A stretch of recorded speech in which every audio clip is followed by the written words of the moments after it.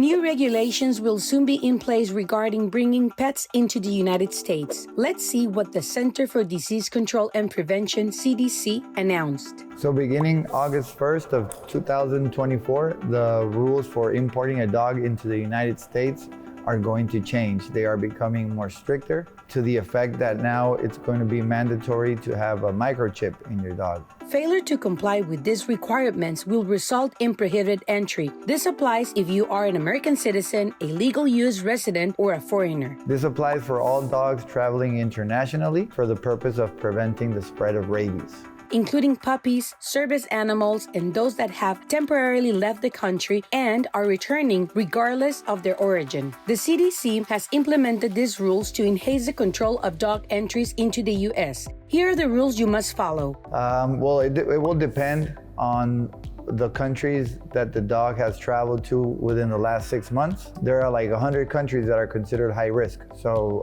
if the dog has traveled to any of those high risk countries within the last 6 months, more vaccines will be required. A CDC, which is the Center for Disease Control and Prevention, there's an online form that needs to be submitted. And also the dog has to be over 6 months of age in order to cross. Now let's check, why are the rules being changed? Because rabies are 99% fatal and 100% preventable. So by controlling the spread of rabies through pets, through dogs, there will be less fatalities.